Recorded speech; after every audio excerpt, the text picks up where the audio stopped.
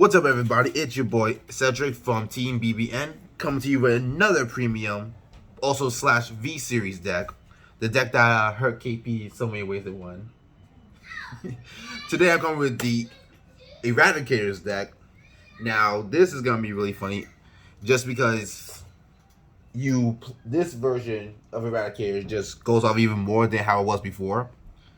Along with a little stride, along with the best G unit of all time, which KP's now flipping me off for, but it's totally worth it. So let's get started. Like and subscribe and give us all the love and support. So first off, we're gonna start with the grade 3s. 4 copies of Eradicator Vowing Sword Dragon. The main grade 3 of this new and improved Eradicator deck. It's lovely. It's right, KP? Tell the people how good it was. Focus. Is what? Focus on what you're doing. Well then, sir.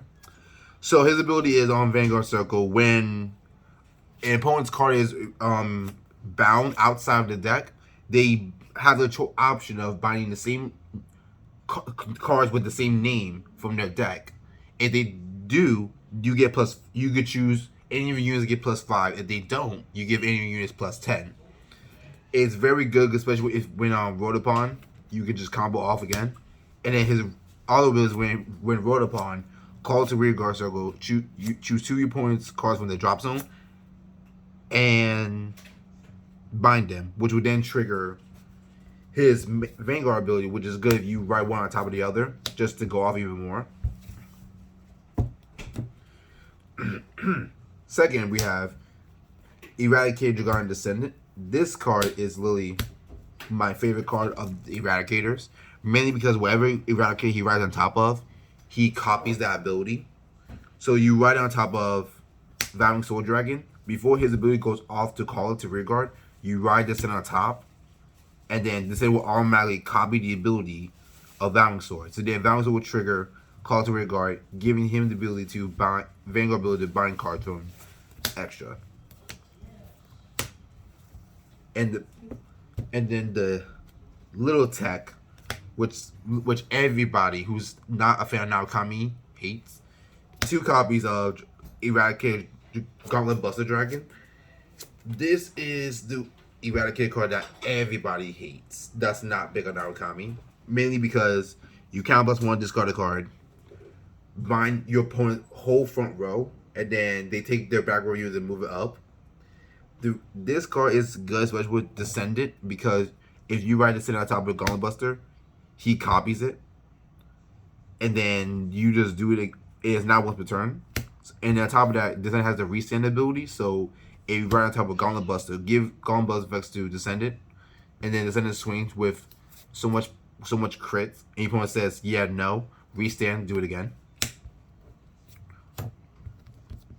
Just the pain to look at, but it's totally worth it.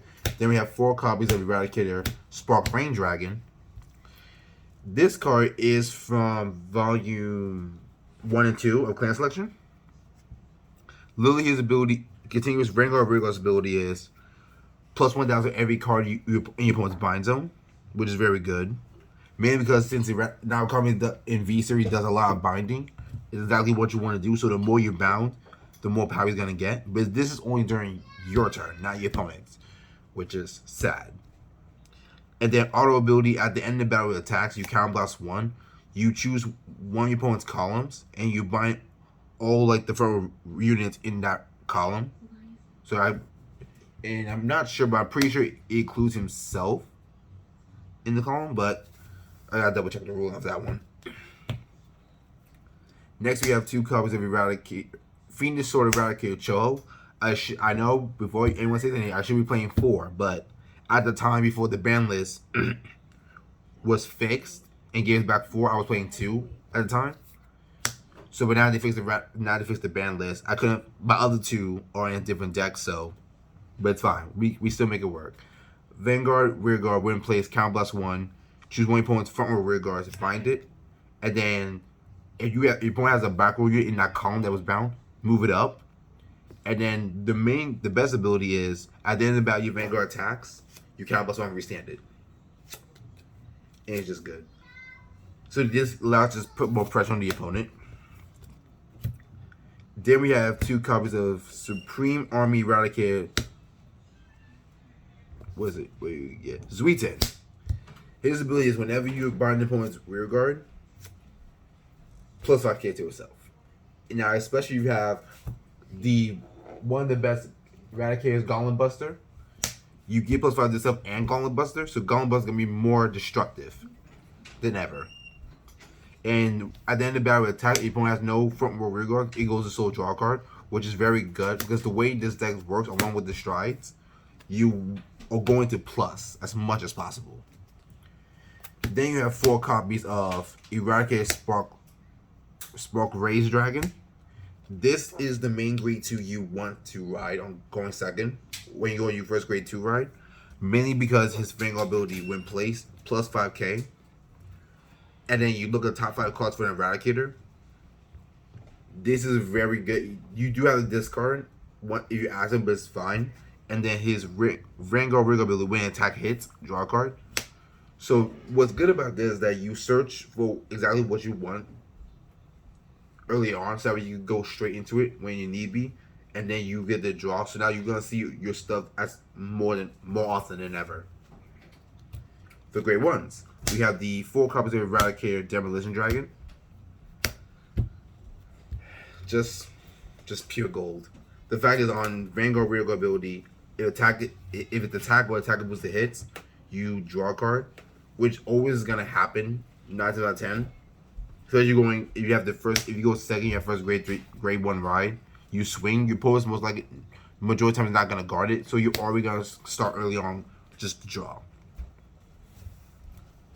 Next we have the Mighty Bolt Dragoon, only 3. That's all we really need. We don't need to play 4, but if you choose to play 4, I would not judge. He's the now common unit that lets you look at top 5 for a grade 3 unit and add to hand.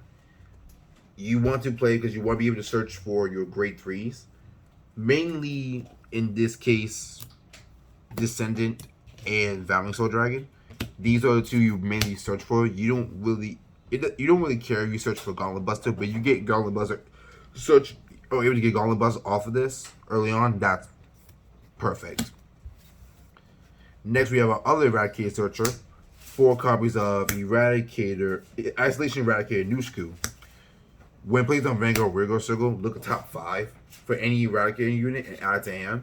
So what's good about this, along with our grade 2 Spark Raised Dragon, is that we're always guaranteed to search for any Eradicator stuff that we know we're missing, or that we want to add additionally, even though we don't need it. It's good to have it. So we can search for Choho, Descendant, Vowing Soul, Gauntlet Buster, all the good stuff.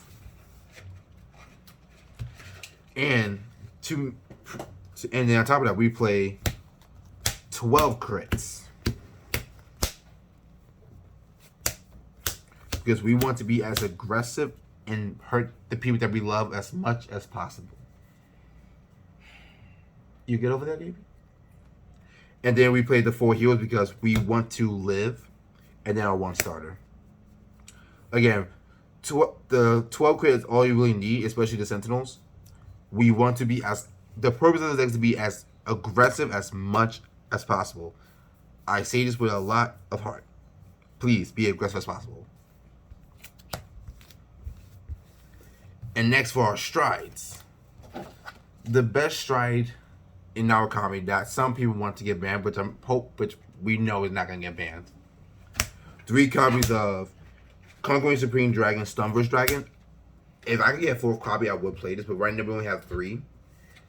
Literally the only stride you really need for Narukami now.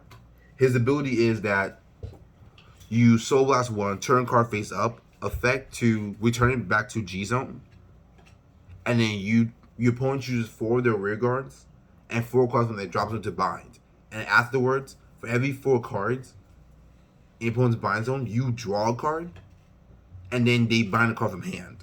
The reason why this works really well for this Eradicator deck is mainly because of Vowing Soul Dragon. So if you write the Vowing Soul Dragon, if you go second, you have him as your first grade 3 ride.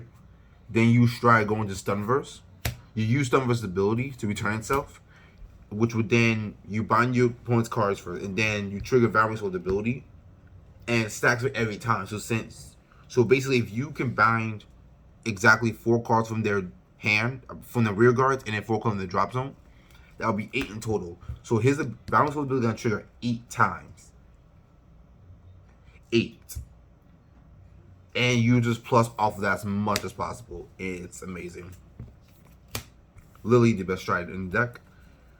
Then we have 2 copies of Congress Supreme Dragon, Dragonic Kaiser Warning. We don't really use this for the Eradicator build, mainly because it's just there for stride, for just to be there for like,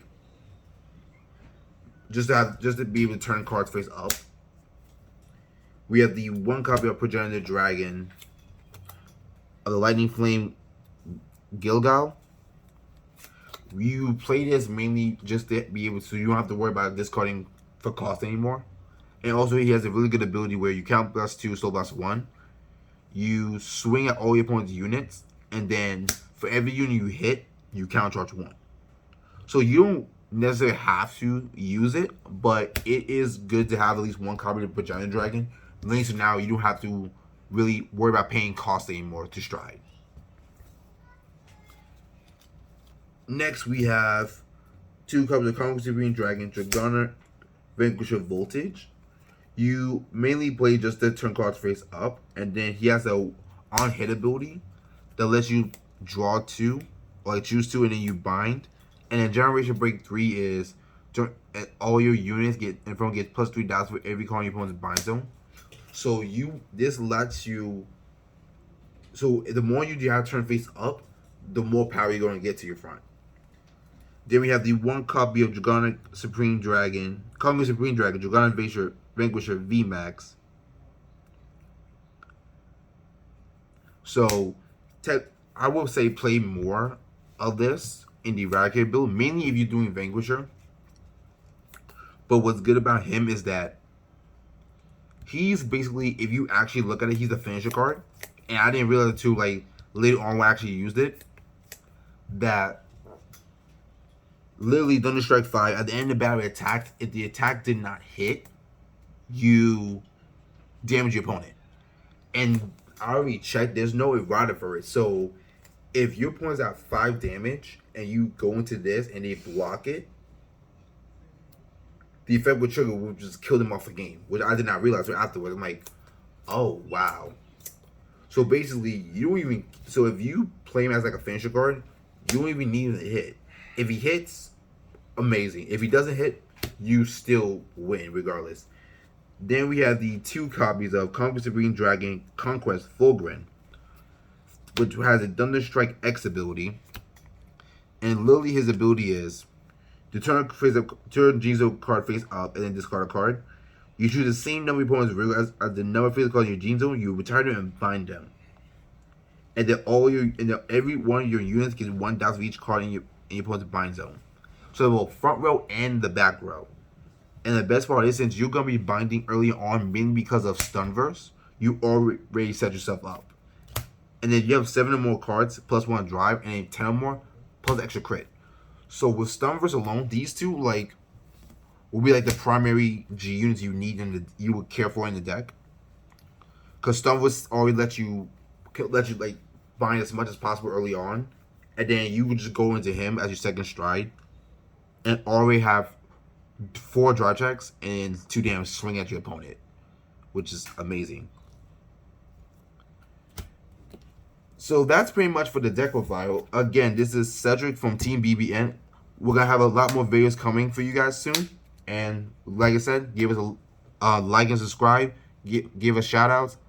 And if you have any suggestions, let us know.